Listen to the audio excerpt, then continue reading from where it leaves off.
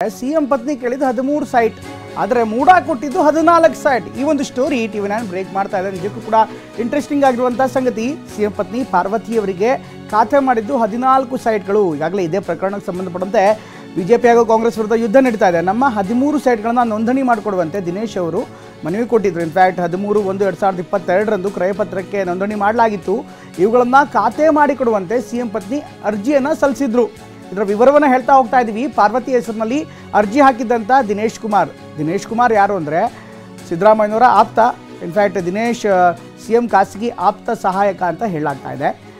ಈ ಅರ್ಜಿಯಲ್ಲೂ ಹಲವು ತಪ್ಪುಗಳಿರೋ ಬಗ್ಗೆ ಮಾಹಿತಿ ಲಭ್ಯವಾಗ್ತಾ ಇದೆ. ಈಗ ಈ ಅರ್ಜಿಯನ್ನು ನೋಡೋದಾದ್ರೆ ಅದರಲ್ಲೂ ಕೂಡ ತಪ್ಪಿದೆ ಅಂತ ಹೇಳಲಾಗ್ತಾ ಇದೆ. ಸಿಎಂ ಪತ್ನಿ ಕೇಳಿದ 13 ಸೈಟ್ ಆದರೆ ಮೂಡಾ ಈಗ 14 ಸೈಟ್ ಕೊಡಿದೆ. ಹೀಗಾಗಿ ಇದು ಹೇಗೆ ಸಾಧ್ಯ ಅನ್ನುವಂಥದ್ದು ಒಂದು ಪ್ರಶ್ನೆ. ಇದರ ಜೊತೆಗೇ ಸಾಕಷ್ಟು ವಿವರಗಳು ಕೂಡ ಲಭ್ಯವಾಗ್ತಾ ಇದೆ. ಈ ಪ್ರಕರಣಕ್ಕೆ ಸಂಬಂಧಪಟ್ಟಂತೆ ಒಂದು ಕಡೆಗೆ ಈ ಕೋರ್ಟ್ನಲ್ಲಿ ಈ ವಿಚಾರ ಇರುವಂಥ ಹಿನ್ನೆಲೆಯಲ್ಲಿ ಅಲ್ಲೂ ಕೂಡ ಫೈಟ್ ಮಾಡಲಾಗ್ತಾ ಇದೆ. ಎಲ್ಲ ಬೆಳವಣಿಗೆಗಳನ್ನು ಗಮನಿಸ್ತಾ ಇದ್ದರೆ ಮತ್ತೊಂದು ರಾಜಕೀಯ ಯುದ್ಧಕ್ಕೂ ಕೂಡ ಕಾರಣವಾದ ಅಚ್ಚರಿಯಿಲ್ಲ. ಮೊದಲು ಸಿಎಂ ಪತ್ನಿ ಹೆಸರಲ್ಲಿ ಖಾತೆ ಮಾಡುವಂತೆ ಅರ್ಜಿ ಕೊಡಲಾಗಿತ್ತು. ಅರ್ಜಿ ನೀಡಿ ಸಹಿ ಮಾಡಿರುವಂಥ SG ದಿನೇಶ್ ಕುಮಾರ್ ಅಂದರೆ ಮುಖ್ಯಮಂತ್ರಿಗಳ ಖಾಸಗಿ ಆಪ್ತ ಸಹಾಯಕ ಏನಿದೆ ಆತ ಅರ್ಜಿ ಸಲ್ಲಿಸಿದ್ದ. ಅರ್ಜಿಯಲ್ಲೂ 13 ನಿವೇಶನ ಸಂಖ್ಯೆ ನಮೂದಿಸಿಕೊಡಿ ಅಂತ ಹೇಳಲಾಗಿತ್ತು. ವಿಜಯನಗರದ 3ನೇ ಹಂತದ C, D, E ಮತ್ತು G ಬ್ಲಾಕ್ನಲ್ಲಿ ಸೈಟ್ ಕೊಡುವಂತೆ ಮನವಿ ಮಾಡಲಾಗಿತ್ತು. ನಿವೇಶನ ಸಂಖ್ಯೆ 25, 331, 332, 213, 214 ಸೇರಿದಂತೆ ಬೇರೆ ಸೈಟ್ಗಳು ಇದ್ವು.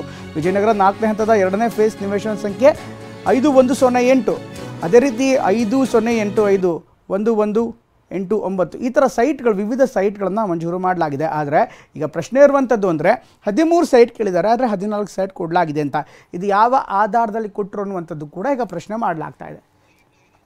ರೈಟ್, ಈ ಬಗ್ಗೆ ಇನ್ನಷ್ಟು ಹೆಚ್ಚಿನ ಮಾಹಿತಿಯನ್ನು ಪಡೆಯೋಣ. ನಮ್ಮ ಪ್ರತಿನಿಧಿ ದಿಲೀಪ್ ಮೈಸೂರಿನಿಂದ ಜಾಯ್ನ್ ಆಗ್ತಾರೆ. ದಿಲೀಪ್, ಈ ಪ್ರಕರಣ ಸಹಜವಾಗಿ ಈಗಾಗಲೇ ರಾಜಕೀಯ ಯುದ್ಧಕ್ಕೆ ಕಾರಣವಾಗ್ತಾ ಇದೆ, ರಾಜಕೀಯ ವಾಗ್ಯುದ್ಧಕ್ಕೂ ಕೂಡ ವೇದಿಕೆ ಆಗ್ತಾ ಇದೆ. ಇದರ ಜೊತೆಗೆ ಈಗ ಹೊಸ ತಿರುವು ಸಿಗ್ತಾ ಇದೆ. ಈಗ 13 ಸೈಟ್ಗಳನ್ನು ಕೇಳಿದ್ದು ಕೊಟ್ಟಿದ್ದು 14 ಸೈಟ್ ಅಂತ ಹೇಳಲಾಗ್ತಾ ಇದೆ.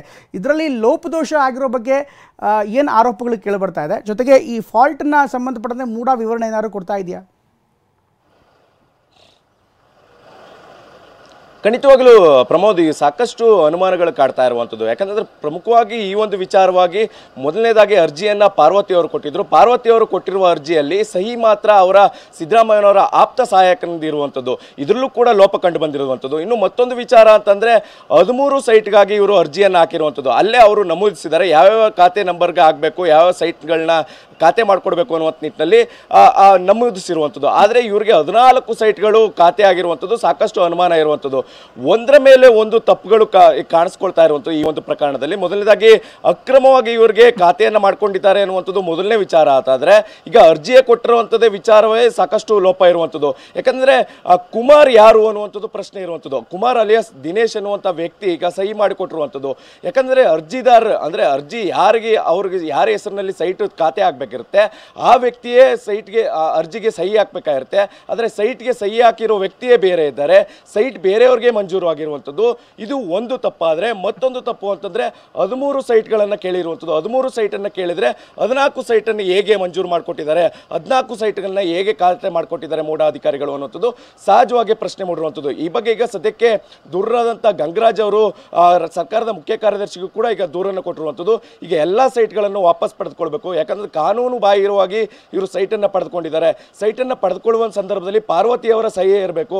ಪಾರ್ವತಿಯವರ ಸಹಿ ಬಿಟ್ಟು CT ಕುಮಾರ್ ಅವರು ಎಲ್ಲ ಒಂದು ಪ್ರಕ್ರಿಯೆಯಲ್ಲಿ ಪಾಲ್ಗೊಂಡಿದ್ದಾರೆ. ಈ ಒಂದು ಪ್ರಕ್ರಿಯೆ ಕೂಡ ಸಾಕಷ್ಟು ರಾಂಗ್ ಇದೆ ಅನ್ನುವಂಥದ್ದು ನಿಟ್ಟಿನಲ್ಲಿ ಅವರು ಈಗ ದೂರನ್ನು ಕೊಟ್ಟಿರುವಂಥದ್ದು. ಸದ್ಯಕ್ಕೆ ಈಗ ಕೋರ್ಟ್ನಲ್ಲಿ ಪ್ರಕರಣ ಇರುವ ಕಾರಣಕ್ಕೋಸ್ಕರ ಈ ಒಂದು ವಿಚಾರವಾಗಿ ಯಾವೆಲ್ಲ ನಿರ್ಣಯಗಳಾಗುತ್ತೆ ಅನ್ನುವಂಥದ್ದನ್ನ ಕಾದು ನೋಡಬೇಕಿದೆ ಪ್ರಮೋದ್. ಓಕೆ ದಿಲೀಪ್, ಧನ್ಯವಾದ ನಿಮ್ಮೆಲ್ಲ ಮಾಹಿತಿಗಾಗಿ.